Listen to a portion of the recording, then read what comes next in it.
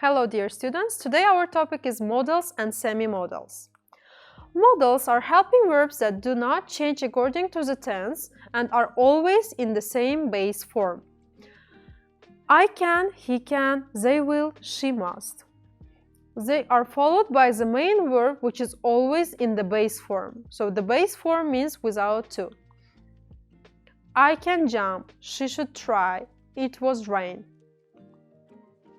So here we can see several modals: can, can't, could, may, mustn't, might, must, should, shall, needn't, will, would, ought to. So let's see each of them separately. Semi-modals are helping verbs that are used like modals, but they change according to the tense or the subject. I have to, he has to, we had to, I didn't have to. They are followed by the main verb which is always in the same base form. I have to study hard. He has to try more. Semi-modals are be able to, ought to, have to, need to be to is also can be considered as semi-modals.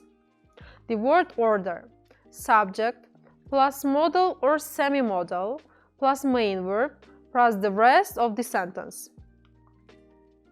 My dog can play the piano. My dog, the subject, can is a modal, play is a main verb which is expressed as a base verb, and the piano is the rest part of the sentence. Can. We use can when we want to express the ability in the present or future. She can ride a horse. She can't ride a bike. So the ability which is physical or mental. We can also use can with the requests. Can you help me with the French homework? Yes, of course. Can also can be used to ask or give permissions. Can I go swimming? No, you can't. It's not safe. Can't. We use can to express negative assumptions. For example, to show you didn't want that believe something is true. For example, when you want to show that you don't believe that something is true. They can't be at work. For example, if you saw someone resting in a beach, you are sure that you are not at work. They are not at work. Can't. Can't is expressed to negative assumptions. For example, when you want to show you don't believe that something is true.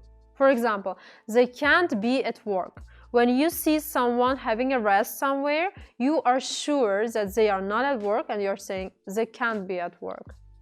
Could. We use could when we want to say about the ability in the past. I could sail very well when I was young. Could also can be used as polite requests. Could you please be quiet? Could also can be used for the suggestions. We could follow this path to the top of the hill. And with the possibility. Sylvia and Tom are late. They could be stuck in traffic.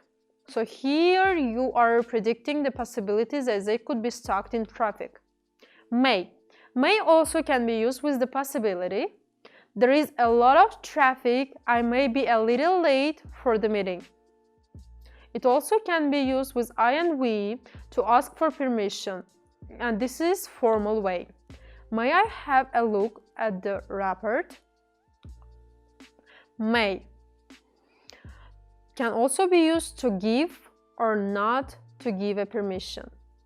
Yes, Robert, you may be excused. Might. Can be used with the possibility.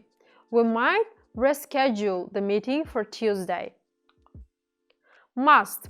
Obligation, necessity in the present or future. You must stop when the light is red. Must also can be used with the suggestions and recommendations. You must see Harry Potter, it's a great film. It can also be used with positive logical assumptions and certainty. They must be very rich. So when you see a person in a very beautiful and expensive car, you may say, they must be very rich. So you're predicting, you're almost sure about that. Must is also used with prohibitions. You mustn't park here when you see this kind of signature. Should and ought to. Should and ought to is used to give advice or opinions. You should always wear your life jacket when you go while water rafting. Should can also be used to ask for advice.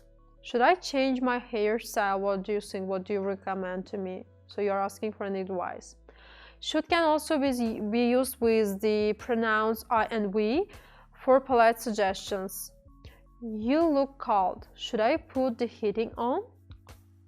Should and ought to show that we expect something to happen. They should be here any minute now.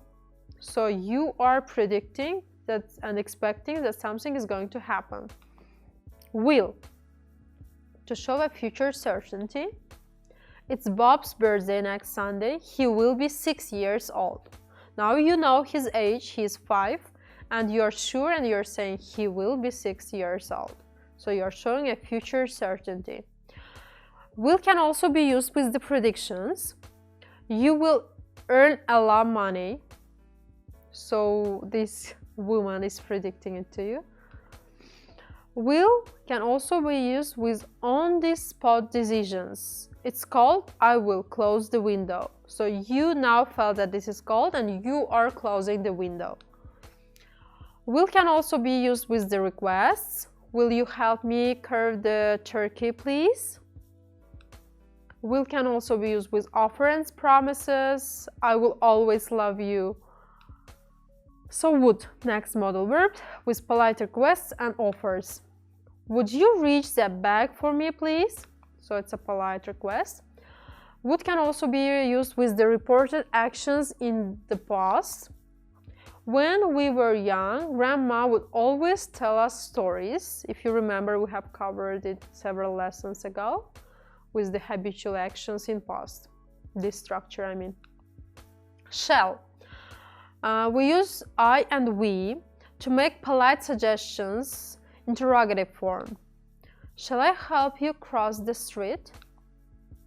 Needn't, to show that something is not necessary.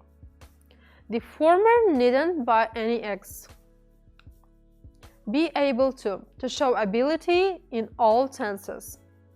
She was able to climb to the top of the mountain. Have to and need to, obligations or necessity in all tenses. A doctor has to wear a uniform, so you are using it in present as you see. The same structure can be used in past. A doctor had to wear, the doctor will have to wear. Don't have to, don't need to show necessity in all tenses. He doesn't have to buy any fish because he's fisherman, maybe he lives near the sea, that's why he doesn't have to buy any fish. Maybe he has a lot of fish in his fridge. That was the overall of our today's lesson. Thank you for your attention. Goodbye.